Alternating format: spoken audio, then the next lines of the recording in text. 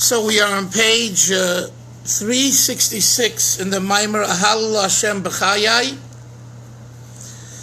and we're getting towards the end of the Maimer. This Maimer is a very important one because it discusses the idea of serving Hashem from two perspectives, from a body perspective, a Gashmias perspective, and from a Ruchnias, a soul perspective. And everything we do in our lives, including driving from up north back to Bet Shemesh like Moshe is, that's also an experience which you can use it in a body-like way and you can use it in a soul-like way.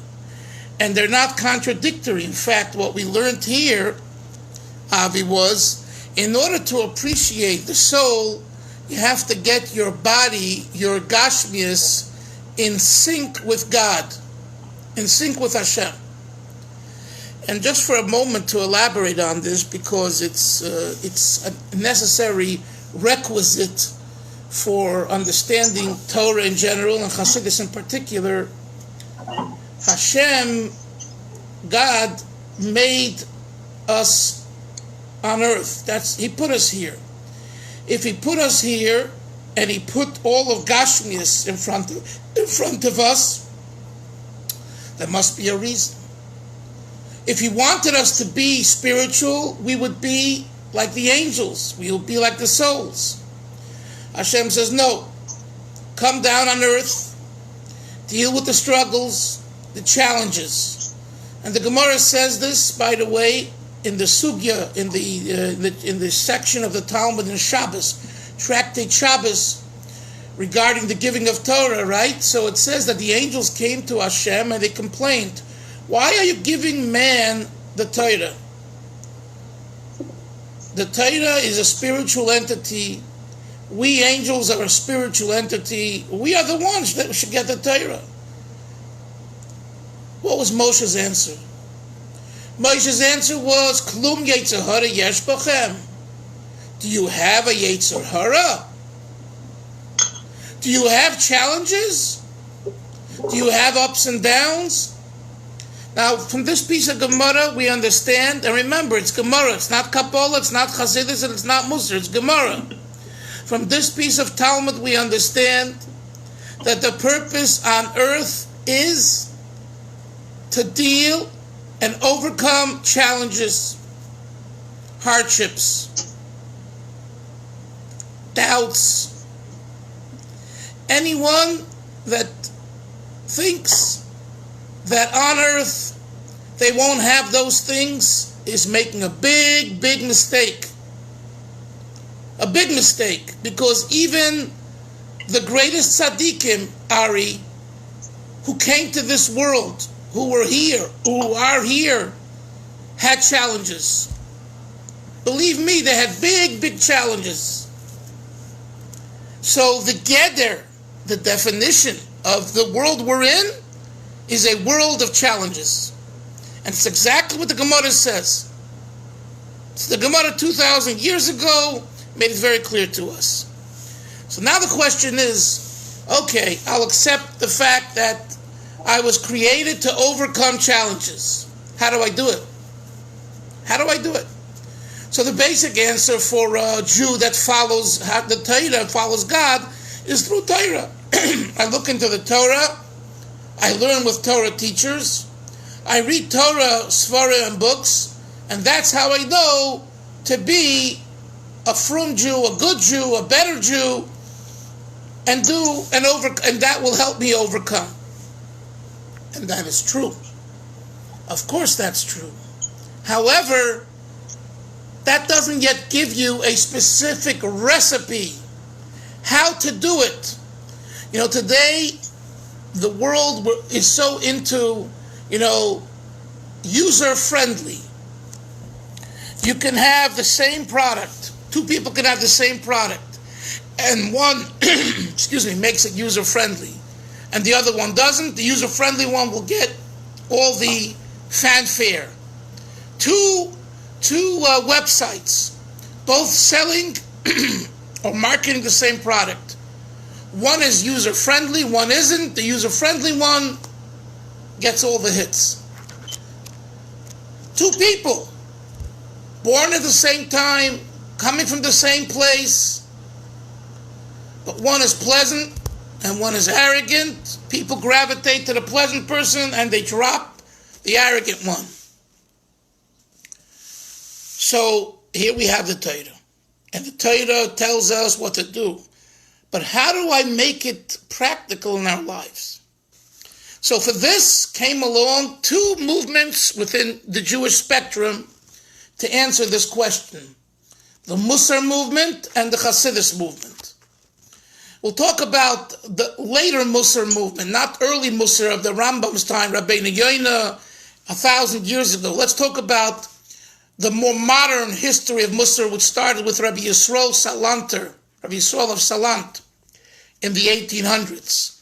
And the Baal Shem Tov, the Holy Baal Shem Tov, the Hasidic movement. Both dedicated themselves to show in a user-friendly way how to make Torah applicable, how it's part of your daily experience. Musar used ethics for its implementation. And along with ethics, Ari, comes along what? Are you a mensch? Are you not a mensch? And if you're not a mensch, the Torah says A, B, and C. If you're a mensch and a real mensch, you get a lot of brownie points. So Musar uses reward and punishment, Avi, as a staple. I recall being in a Shabbos table in Rechavia years ago, and there was a group of seminary students there. One was my daughter learning in a Chabad seminary, and a very good friend of hers learning in a more Litvish-oriented seminary. Not heavy Litvish, but more Ashkenaz. And I'll never forget this. And she asked me a question in front of everyone. She said, why is it that my friend, which was my daughter, and other Lubavitcher girls who learn in seminary, they talk about the purpose of mitzvahs is to bring Mashiach. And we in the Beis Yaakov, Mizrahi-oriented seminaries, they teach us that the purpose of mitzvahs is reward and punishment. I'm telling you, this was exactly the way she put the question to me. And it was beautiful that she did, and it began a great discussion. But as far as we're concerned, what we're talking about now is that's really the difference, or one of the differences between the Musar application to Torah versus the Hasidic application to Torah. Both are important, both are proper, both are necessary. However, and I think Ari and I had this conversation a few years ago, if my memory serves me well, that sometimes reward and punishment gets very heavy for a person. There are people, and this is important, there are people that we thrive on reward and punishment. In other words, there are people that, this goes back also to Moshe, your comment about your friend at the shul is very rigid. There are people who thrive on rigidity. They really work well with a system of rigidity and morbidity and reward and punishment. That's who they are. And it works very well for them. There are others, and maybe more others, that this type of system, it backfires. They can't handle it after a while. Enough telling me that if I don't do this right, this is my punishment. And also, enough with the flattery. I was in shul yesterday, and the fellas were encouraging someone to go over to the Amid, and they were giving him flattery. So I opened my mouth and I said, enough with the flattery. He got it. He heard it. Sometimes too much flattery, or even a little flattery, is disgusting. It's like you don't really mean it, because if you really meant it, you don't have to be so flattering, you know? So, but the overall system of Musar is reward and punishment. Chassidus, it's not about reward and punishment. I mean, you know, the girl said it's about Mashiach, but I'm going to use other words. It's about connectedness. Are you connected to Hashem or not? That's what we want to look for. That's what we want to look for. And if we see that we're not connected or not as much connected, we try to plug in more. You know, if the plug, well, I remember there was an expression, one of my Israeli Bocharim in 770, was from Eretz Yisrael. He said, Teka el hasheka. You know what that means, Ari? Take that plug and put it into the socket. Teka el hasheka. You know, are you plugged in or you're not plugged in? Chassidus looks at this issue. Are you plugged in? In a way, it's a much deeper and harder avodah, right? It's not about brownie points. You know, how many mitzvahs versus how many averos. Well, you know, after the war in France, in Paris, I believe Paris, one of the cities there, the Navardic Yeshiva, which is the most extreme form of Musar, opened up a branch in France. And in the same city nearby was a Lubavitch Yeshiva. So I heard from one of the students, one of my teachers who was there, he remembers walking into the Navardic Beis Medrash, and he saw tables, and he saw small groups of students at one table, another table. Usually you have a chavrusa one-on-one, one with two, but he had like 4 or 5 at one table, 4 or 5 at another table. And it was very noticeable that they're specifically at this table and not on the other table. So he asked, why is this? What's going on? He says, in our yeshiva, you know, we sit with chavrusa and everyone goes there, you know, it's a chont, it's a balagan, it's not a balagan, but, you know, it's a free fall. Here I could see it's very rigid and very organized. He says, yeah, these boys, these students on this table A, they've done 10 mitzvahs and they emphasize 10 mitzvahs. And the students at table 2, they've done 15 mitzvahs. So they get to sit at table 2. And the one at table C, they've done 20 mitzvahs. That's an approach. An approach is, and the vice versa. How many averas? So the Navardic system is into, you know, calculating your mitzvahs and calculating your averas. Chassidus, the Baal Shem Tov, is not about calculating anything. Because we know so well, Avi, one mitzvah, if you do it with your heart and your soul and you're plugged in, you're in. And one avera and one transgression, if you do it with your heart and soul, you're also plugged in the opposite way. So it could be you've done one avera and someone has done 10 mitzvahs, and guess what? You are better off than him. Why? Because his 10 mitzvahs are with ego, and your one avera was you were forced into it. You were an ones. And vice versa. I'm just giving you the semantics. The point being that Chassidus emphasizes the neshama and Musar emphasizes the guf. Nevertheless, here in this Maimer, we're learning about within Chassidus there's 2 avodas: avodas haguf and avodas haneshama. Within Chassidus, we've left the domain of Musar, or have we? And I think if you learn this Maimer and you really learn it, and you not just understand it, you memorize it, you live with it, because I'm telling you, it's a self-contained Maimer and it has such beautiful ideas that are so useful. It's what I would call the Musar within Chassidus. And yesterday we learned a saying that he brings from the Gemara in Megillah, a very important saying. You know what the Gemara says? It says like this: Ein moisrim rozei Torah. We do not give, Hashem does not give the secrets of Torah Ela lemi shet liboy doyeg bekirboy.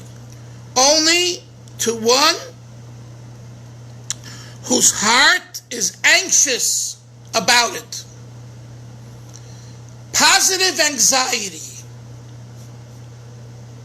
We always talk about negative anxiety, stress, it kills the person. What about positive anxiety? What does positive anxiety mean, Moshe?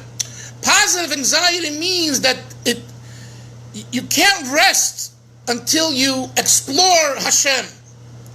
When Hashem sees that you're such a student of His and so interested and you're not restful, you can't sleep at night proper hours. Why? Because you're thinking about it and you're asleep. And you get up in the morning, you jump right away into the Sefer, or you're thinking about it. Doyeg, Ari, you're anxious. And by the way, this is a good idea to substitute anxiety that's unhealthy with healthy anxiety. What is healthy anxiety? I learned the Maimah this morning with Rabbi Dalfin. I don't understand this point. I take out the Sefer, or I listen to the tape, to the clip online, and then I think about it, and I think about it more. And as the day goes on, I keep on thinking about it. And I'm in the middle of working on my computer at work, and all of a sudden I find myself drifting off thinking about it. That's called positive da'aga, positive anxiety.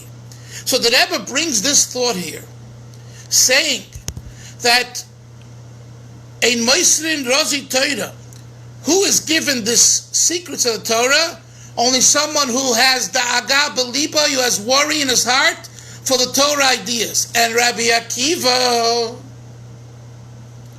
the Zohar says, when he was taught the secrets of Torah by his teacher, Rabbi Eliezer HaGodol, Zolgu Einav Demois, his eyes teared, he cried. Why did he cry? Was he in pain? He was not in pain. He was so happy. He was overwhelmed with such holy ideas that he never experienced. And in a miniature way, the clip I made the other day, which you haven't seen it, I urge you to see it, about what I experienced 40 years ago in 770 on Yud Beis Tammuz, which we celebrate the previous Rebbe's Redemption Day. I davened mincha with the Rebbe at 3:15. The Rebbe would daven 3:15 in the afternoon, upstairs in the small shul in 770. And then I came down to the big shul. And guess what I saw? The lights were turned off. The air conditioner was turned off. And there was hardly anyone there. It was a summer day. Camps had started. The Bachar and the students were counselors. And those that remained were upstairs in the small shul. It wasn't yet, we didn't have 200-300 Tzvat Bacharim coming for the Kvutza. It was a small little group.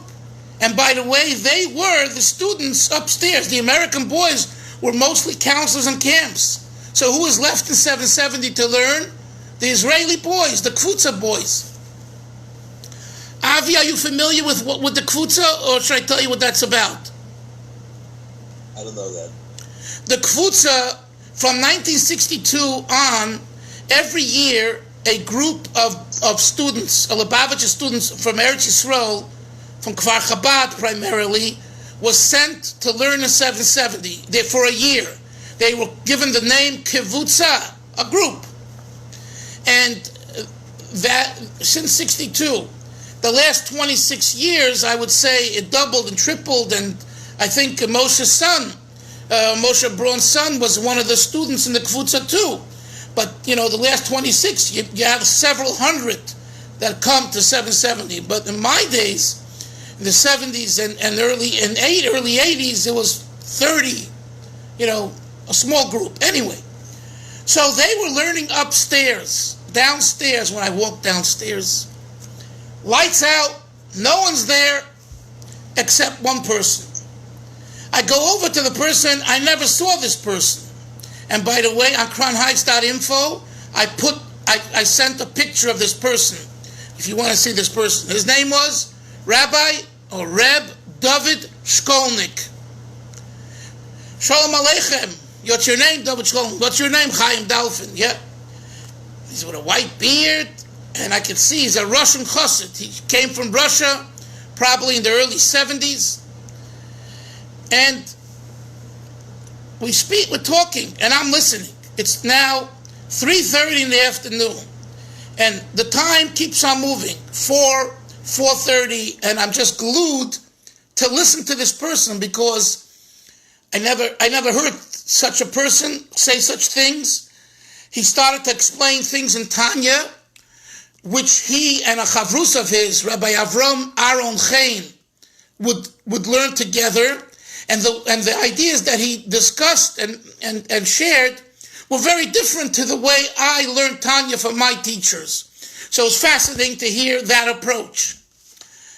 In the middle of this conversation, he says to me, once when I wrote to the Rebbe, Ari, he wrote back to me a letter. And the Rebbe gave me titles and accolades. Rabbi so-and-so, the Chassid, so-and-so, Reb David. His first name was David. So he turns to me and he says, do you think I'm a rabbi? Do you think I'm a Chassid? I'm a simple Jew. Why did the Rebbe address me with these accolades? And he said, this question that I'm asking you, guess what? I asked the Rebbe. Because when I went into Yechidus the first time, or maybe after, the second time, whenever you had Yechidus, you had a private audience with the Rebbe, he asked the Rebbe this question. And the way he expressed himself to the Rebbe was the following way. Ich fühl es nicht. 4 words. Ich fühl es nicht. I don't feel it. You're telling me, Ari, the tzaddik, the this, the this, the what? Ari's a great guy. Ari doesn't feel he's a tzaddik. He doesn't feel he's something special. He's a yid who's doing what Hashem wants. Great. Like all of us. What are these accolades and titles? So he asked the Rebbe that question. And the Rebbe answered him with 4 or 5 words as well. Feeling is nit kein muz. 5 words. Feeling is not what'd you say? Not what?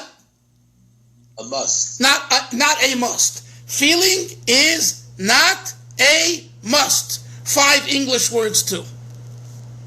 That's sort of like when you start to learn the low lishma and you hope you come lishmas. If you exactly feeling, you hope you come exactly. So I remember this. It's now 40 years later, like it was yesterday. I see myself sitting downstairs on a bench, in an awkward position, facing this chassid, and him telling me this. And it made a life-changing impression on me from that day. Because I was a yeshiva bacher, and I was, really into it, okay? Immersed in Chabad, and the whole idea is not just to intellectualize, it's to feel. There are plenty of people who are great minds, but they're cold as a fish. They don't activate the feeling. Anyone that says that Chabad's about only Chochmah Bina Das and not the emotions is making a big mistake. The famous vert of one of the Gera Rebbes he says like this: really, us and Chabad we use the same approach. The difference is they begin with Chabad and go down to the emotions, to Chagas, and we begin with Chagas, with the emotions, and we go up to Chabad. But we're both looking for the same thing. In a way, it's correct. But one thing's for sure. A Chabad that doesn't create a Chagas is not a proper Chabad. The difference is that the Chabad model is that the Chagas should be very much a product, a product of Chabad. So here the Rebbe tells this Chassid, feeling is nit kein muz. And my humble interpretation is very simple. In today's generation, the activity and responsibility that we have is ma'aseh, to do. All your philosophies and all your feelings you can put on the side. Go out and teach another Jew Torah. Go out and learn yourself. Go out and give tzedakah. Go out and visit someone. You want to be in the yeshiva world? No problem. Call over a student who's weaker and sit and learn with him. Teach him. Educate him. Raise his level of learning. Ma'aseh, action. Feeling. I don't feel it. I don't feel it. If you don't feel it, when you say Shema, cry more about it. Sing more. Laugh more. Do something more. But feeling should not and is not allowed to stop your behavior of doing more, of ma'aseh. That's what the Rebbe said to him. The Rebbe was saying to Reb David Shkolnik, who was a great Mesiras Nefesh Chassid, he was saying to him, whether you feel the titles and accolades or not, if the Rebbe didn't say that, but I'm paraphrasing, if I write those titles to you, they are relevant. That's who you are. You haven't explored it yet. You haven't felt it yet. Okay. That's your choice. And it's not relevant to you to feel it. I'm telling you who you are. This insight, Ari, is really the essence of the Chabad approach. You go to a person, you say, you're a Yid, and you have a soul, and you're precious by Hashem. So the fact that you're dreinzich, that you're involved in all kinds of shtuyot, that's not who you are. And he says, what do you mean that's not who I am? That's who I am. That's your outer self, your exterior. Your real self is your neshama. Your neshama is pure. Your neshama is a diamond. Okay, we need to polish the diamond, but that's who you are. Everything else is only an adjunct to who you are. And we need to remember this and never forget this to our last day on earth. That this is who we are. So when we learn Chassidus, and we talk about avodas haguf and avodas haneshama, this is who we are. Someone will say to you, you learned already all of Shas? You're shaykh to learn Chassidus? My friend, this is who I am. I have to still learn Shas, you're right. It's on my agenda. Right, Avi? One day we're going to learn Shas. But together, or better said, to motivate me to learn Shas, I need a push. I need a drive. I get it from Musar Chassidus. Okay? The point being, feeling is nitkei mus. So don't use, I don't feel it. And this is so important today with, especially, I see it with my own children and other youngsters. Everything today is about feel good Judaism. Feel good. You don't feel good, you don't do it. And it's really, I'm talking now, for my own self, it's a breakdown in the way the Messiah of Torah was communicated to us. In my home, my parents were, from Europe, survivors in a sense.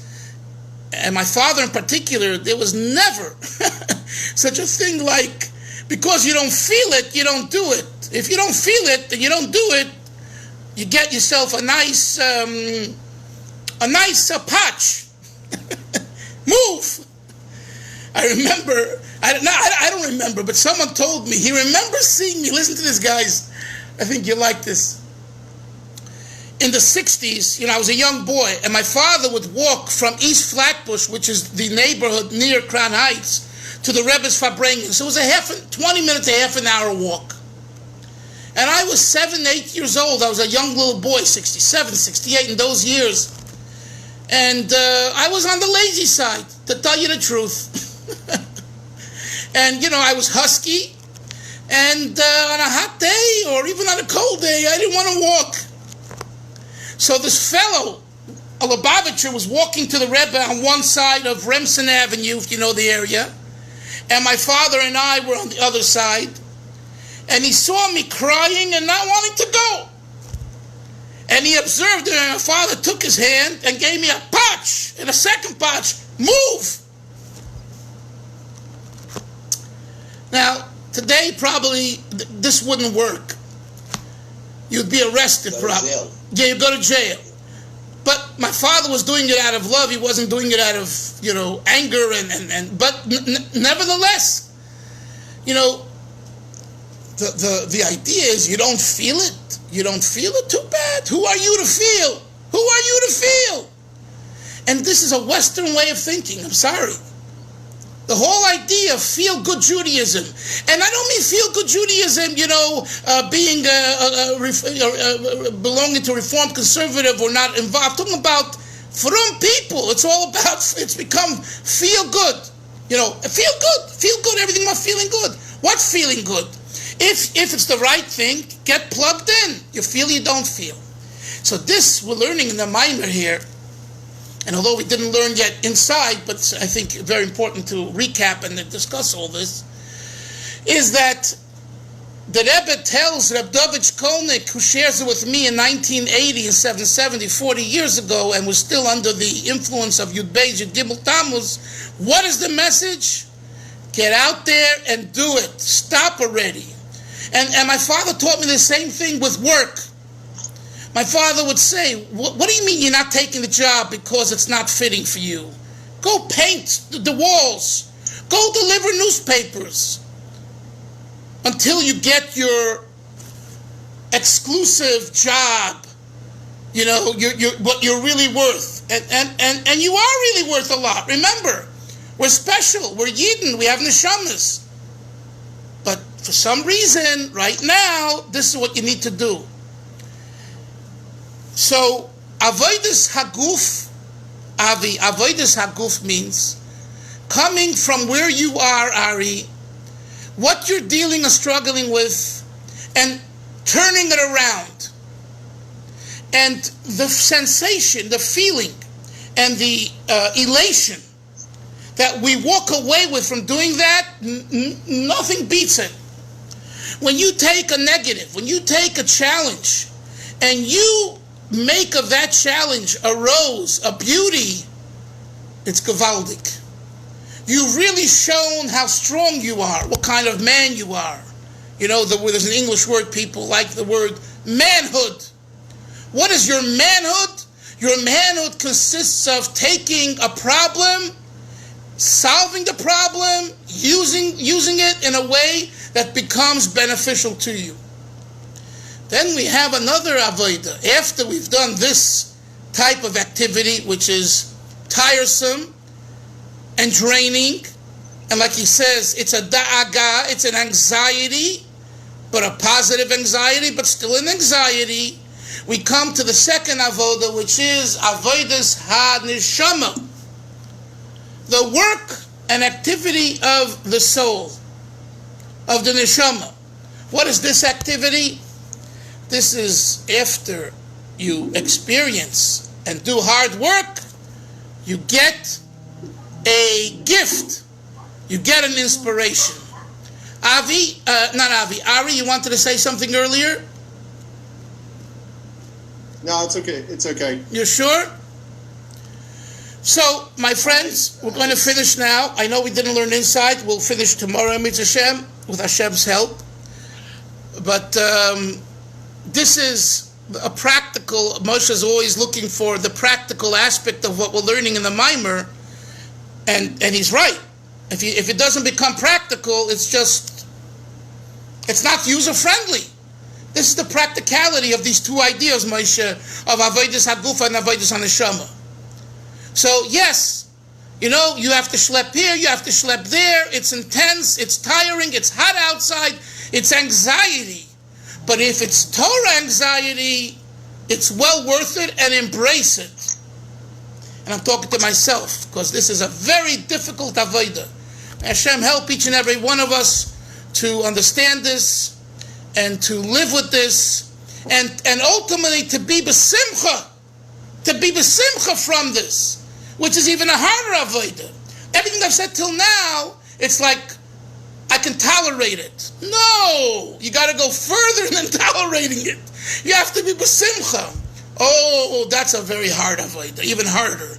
But if we try, and we bring together, and we talk to each other, with each other, not at each other, with each other, and we talk it out, and we really, mesh, we'll get there. And that was the whole model of Lubavitch's Farbrengen.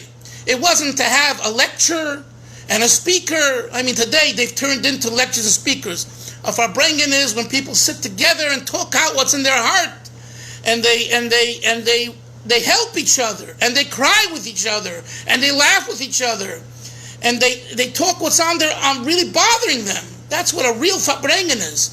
I hope you've had such a Farbrengen, and if not, with Hashem's help, when we get back to Beit Shemesh, we'll have to make more of these Farbrengens. This is the real group therapy. The Farbrengen I call the real Jewish Hasidic group therapy. Have a great day, everyone. Sei gesund. Thank you very much. Take care. Have a wonderful day. Appreciate it so much. Thank you very much. You well be blessed. Thank you for the answers, Rabbi. You're welcome. My pleasure, Avi.